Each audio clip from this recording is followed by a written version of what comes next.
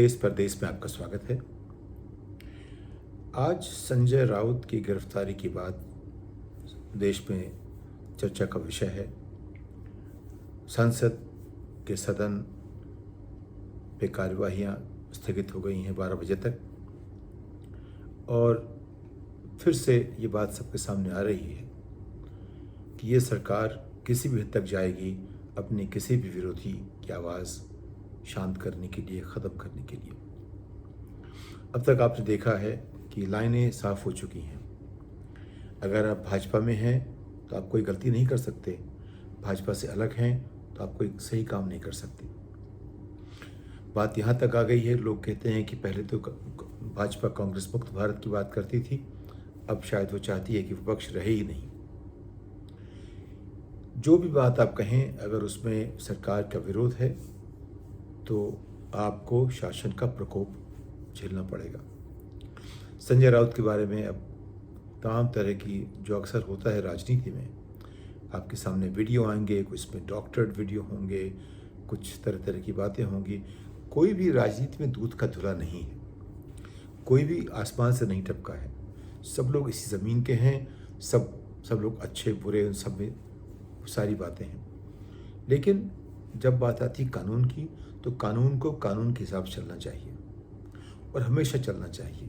ये नहीं कि 40 वर्ष तक किसी आदमी को आपने कानून के पास नहीं आने दिया या कानून उसके पास नहीं गया, और एकाएक उसने अगर आपके खिलाफ आवाज़ उठाई तो कानून का इस्तेमाल किया, तो वो तो कानून का दुरुपयोग हो जाता है। तो पहली बात यह है कि कानून का दुरुपयोग कैसे रोका जाए। दूसरा ये कि राजनीति में जो एक गंदगी आ गई है, जो सत्ता में है उनकी बात अलग है, जो सत्ता से अलग है उनके ऊपर दूसरे कानून लागू होते हैं, या कानून के दो पहलू हो गए कि जो सत्ता में उनके लिए कानून की किताब का कोई मतलब ही नहीं है।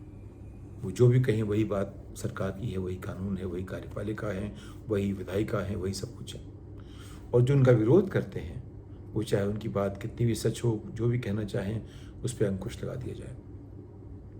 तो ऐसे तो लोकतंत्र नहीं चलता। लोकतंत्र के लिए संस्थाएं चाहिए, यानी कि जो लोग आरोपों की जांच करते हैं उसमें दोनों पक्षों के लोग या तो शामिल हों या दोनों का कोई पक्ष ना हो। एक निष्पक्ष जांच हो। निष्पक्ष क्या होता है? जिसमें दोनों पक्षों का कोई व्यक्ति ना हो या दोनों के बराबर लोग हों। अगर बराबर लोग होंगे तो ज़्यादा बातचीत होगी, बहस होगी, नोक-झोंक होगी, और उस तरह से वो चुनेंगे क्या होना चाहिए क्या नहीं। दोनों में से कोई ना हो, तीसरा व्यक्ति अगर उसको देखता है निष्पक्ष क्या है, तो उस निष्पक्षता से कोई ये साबित नहीं होता कि वो निष्पक्ष है, लेकिन सिर्फ उसकी स्थिति निष्पक्ष है। तो ये चीज़ें जो भी हो रही हैं, ये गणतंत्र की या कि लोकतंत्र की जो अपनी एवोल्यूशन है, उसकी जो बढ़त है, उसमें उनकी बहुत बड़ी भूमिका है। तो संजय राउत का गिरफ्तार होना, पार्थ चैटर्जी का गिरफ्तार होना, किसी IAS अफसर का झारखंड में, ये सब जब वहीं होता है जहाँ सरकार, केंद्र सरकार की विरोधी सरकार, पार्टी की सरकारें हों, तो सवाल खड़े होते हैं कि ये क्या हो रहा है। अगर जो हमारी कहते हैं लेवल प्लेइंग फील्ड, यानी कि अगर नियम सबके लिए बराबर नहीं है तो हम कैसे सरकार चलाएंगे, जनतंत्र कैसे चलेगा। अब संजय राउत सामना के संपादक भी हैं, यानी कि उनके पास पत्रकारिता के भी अधिकार हैं या जिम्मेदारियां हैं। एक तरफ से नेता भी रह चुके हैं, वो नेता हैं शिवसेना के, तो वो दूसरी तरह की जिम्मेदारी हो गई। वो पहले पार्टियां बदल भी चुके हैं, यानी कि वो पूरी तरह से राजनीतिक हैं, यानी कि वो लोगों की बात समझते हैं, वो उनको सामने ले जाते हैं, उनको समर्थन करने वाले काफ़ी लोग हैं, और उनको इस तरह से एक भूमिका मिली है, एक जगह मिली है हमारे राजनीतिक मैदान में खड़े होने की, बात करने की। अब जो वीडियो सामने आ रहे हैं उनमें से उनके शब्द बताया जाता है कि उन्होंने गाली गलौज की है। मुंबई की पुलिस ने उनके खिलाफ FIR भी दाखिल किया है। अब बात आती है ED की। ED हमारी केंद्र सरकार का एक यंत्र बन गया है अपने विपक्षों को शांत करने के लिए, उनको पकड़ने के लिए, मजबूर करने के लिए, जोड़ने के लिए। जो महाराष्ट्र में एक सरकार बदलने के लिए हुआ, वो अपने आप में एक अक्षम्य, मान लीजिए, राजनीतिक अपराध है। लेकिन राजनीतिक अपराध की तो कोई, उसके लिए तो कोई सज़ा किसी को मिलती नहीं। वो सज़ा तो सिर्फ जनता देगी, जब देगी तब देगी। लेकिन तब तक जो है सारे कानून उन्होंने अपने हाथ में ले लिया। जो भी हुआ है, अब अगर सुप्रीम कोर्ट आपका है, कचहरी आपकी है, कार्यपालिका आपकी है, विधायिका आपकी है, आप कुछ भी कर लो, लेकिन उससे लोकतंत्र नहीं चलेगा। फिर अगर जब स्थितियाँ बदलेंगी, आप विपक्ष में होंगे, आपके साथ भी वही होगा। इससे देश की तरक्की नहीं होगी। सबसे बड़ा नुकसान इसमें क्या हो रहा है? देश की तरक्की का, हमारी अर्थव्यवस्था का, हमारे विकास का, लोगों के विकास का। और हम लोग एक दलदल में फंसते जा रहे हैं। वो दलदल है राजनीति की।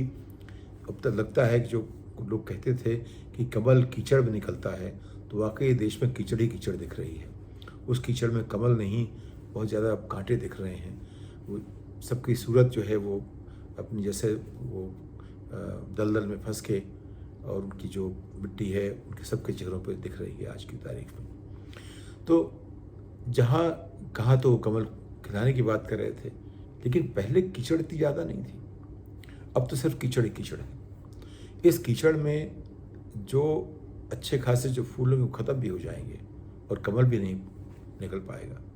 क्योंकि जो भी हमारी स्थिति को आज देख रहे हैं, सबको एक चिंता हो रही है कि भारत को क्या हो रहा है, हमारे देश को क्या हो रहा है, कि राजनीति ऐसे चलानी चाहिए, ये नियम कानून सब ताक पे रखते जाएं, जब जो चीज़ चाहा कर लिया, और संस्थाएं उनका कोई मतलब ही नहीं है। अभी एक जज साहब जो रिटायर हुए खानविलकर, अब उनको लेकर के आप सोचिए उन्होंने क्या क्या किया। उन्होंने क्या कोई फैसला ऐसा किया जो निष्पक्ष था, कुछ जो न्याय संगत था? अब अगर होगा भी, उस पर सवाल खड़े रहेंगे, क्योंकि उन्होंने जो भी किया, अब उनकी छवि लगता है ऐसी नहीं थी, क्योंकि वो हमेशा ही सरकारी पक्ष में काम करते रहे। जब भी कोई किसी एक पक्ष के साथ ज़्यादा जुड़ जाता है तो सोचना पड़ता है ऐसा क्यों है। ये ज़रूर है कि मान लीजिए, एक पत्रकार के नाते मुझसे आज ही पूछा गया, मैंने कहा एक पत्रकार के नाते मैं सबके लिए सोचता हूँ, जनता के लिए क्या होगा, इस पार्टी के लिए क्या होगा, उस पार्टी के लिए क्या होगा, देश के लिए क्या होगा। यानी कि जो हमारे जो कैनवस है, जो एक लैंडस्केप है, उसमें तमाम तरह की चीज़ें हैं, उन सबको जोड़ना पड़ता है और सोचना पड़ता है कि तस्वीर कैसे अच्छी बनेगी। अगर मैं किसी एक पार्टी का होता तो मैं सिर्फ उसी पार्टी के लेंस से देखूंगा, और इसीलिए सबको अपने अपने लेंस से देखने दीजिए। लेकिन जब काम करने की बात आती है, उसको एक मापने का एक तरीका होना चाहिए, एक मापदंड होना चाहिए जो कि सबके लिए समान हो, चाहे आप इस पार्टी को हो चाहे उस पार्टी को हो। अब ऐसा लग रहा है कि ऐसा नहीं है। अगर सरकार ने कुछ भाजपा के लोगों को, अगर मान लीजिए करीब 5,000 हमारे विधायक और सांसद हैं, इनमें जब भी कोई बात आती है, जब 100 केस होते हैं तो 50 इधर के 50 उधर के, तो बात समझ में आती है कि हम लोग निष्पक्षता से काम कर रहे हैं। अगर 100 के 100 सिर्फ विपक्ष के ही हैं और सत्ता पक्ष से कोई नहीं है, तब लगता है कि कहीं कुछ परेशानी है, कुछ गड़बड़ है। हम कहीं रास्ते पर चल रहे थे, हमारा रास्ता शायद हम गलत रास्ते पे आ गए हैं, या हमारा जिससे कहते हैं कि वो मार्ग भूल गए हैं अपना, कहीं से मार्गच्युत हो गए हैं, जो भी कहें आप। तो आज की स्थिति ये है कि संजय राउत, जो कि पत्रकार भी हैं, राजनीतिक भी हैं, उनको ईडी ने रविवार को गिरफ्तार किया। अब कहा जा रहा है कि वो, उन्होंने कहा था कि 7 अगस्त के बाद वो आना चाहते हैं। तो अगर आपको तहकीकात करनी है, उस पर इतनी आपने अगर इतने दिन नहीं की, 40 साल नहीं की, 30 साल नहीं की, 10 साल नहीं की, तो एकाएक ऐसी ज़रूरत क्या पड़ेगी आपको 5 बजे 6 बजे रात में 10 बजे गिरफ्तार करना है? उसका गिरफ्तार करने का भी समय होना चाहिए। अगर आप सरकार को कहते हैं 24 घंटा चलती है, तब भी ऐसा क्या खतरा आ जाता उनको अगर आप 7 तारीख की बात करते? तो यहाँ यानी कि एक मर्यादा हम स्थापित करना चाहते हैं, किस तरह कार्यपालिका या राज्य किसी भी नागरिक के साथ, वो चाहे राजनीतिक हो या ना हो, कैसे उसके साथ व्यवहार करे, उसके बारे में हमें सोचना पड़ेगा कि हमारी मर्यादाएं क्या हों। और अगर मर्यादाओं का उल्लंघन हमेशा करते रहेंगे तो उससे लोकतंत्र की जो जड़ें हैं मजबूत नहीं होने वाली हैं। मेरा मानना है कि सरकार की जिम्मेदारी है कि हमेशा जो भी करे वो लोकतंत्र की जड़ मजबूत करे, वो हर नागरिक के लिए के पक्ष में हो, वो सिर्फ अपनी सत्ता के लिए, सत्ता में रहने के लिए ना हो। आपने सुना कुछ दिन पहले गडकरी साहब ने कहा कि मुझे कई बार लगता है कि मुझे राजनीति छोड़ देनी चाहिए, क्योंकि पहले कुछ भी था उसमें कुछ मूल्य थे, अब लगता है सत्ता सिर्फ सत्ता के लिए रह गई है। हमारी पार्टी भी सत्ता के लिए ही सत्ता चाहती है। तो अगर ये गडकरी जैसे नेता कह रहे हैं, जो कि भाजपा के अध्यक्ष रह चुके हैं और वो लंबे समय तक थे, सिर्फ एक टर्म नहीं, उनके लिए भी उन्होंने एक नियम बदला था कि वो 2 टर्म अध्यक्ष रह सकते थे। तो उसके बाद अमित शाह भी 2 टर्म रह चुके हैं, राजनाथ सिंह शायद नहीं थे 2 टर्म, लेकिन नितिन गडकरी को माना जाता था कि वो काफ़ी प्रभावी अध्यक्ष थे भाजपा के। अब अगर उनको ऐसा लग रहा है कि हमारी पार्टी सिर्फ सत्ता की तरफ ढूंढ रही है, अपने मूल्य खो बैठी है, रास्ता भूल गई है, तो सोचने की ज़रूरत है हमें। तो अभी आज की स्थिति में ये क्या है कि अगर जैसे महाराष्ट्र में हुआ, तो वो सरकार का उन्होंने मन बना लिया है कि जो भी उसके खिलाफ सवाल खड़े कर सकते हैं, उनकी आवाज़ बंद कर दी जाएगी किसी न किसी तरह से। और वो चाहे पत्रकारिता से हो, चाहे राजनीति से हो, राजनीति से खास करके जो विपक्ष के प्रभावी नेता हैं उनके खिलाफ खास करके। और अगर उनको नहीं पकड़ सकते, उनका जो सबसे करीबी होगा उसको पकड़ेंगे, यानी कि उस पर ऐसी छवि बनाएंगे कि जिस नेता से उनको जूझना है उसकी छवि खराब करने की पूरी कोशिश की जाएगी। जैसे आपने देखा गिरफ्तारी पार्थ चैटर्जी की हुई, एजुकेशन मिनिस्टर की, उसको ममता बनर्जी ने निकाल भी दिया, लेकिन छवि धूमिल करने में सबने कमेंट यही की कि ममता बनर्जी इससे निकल नहीं पाएंगी और उनकी छवि इतनी धूमिल हो गई है।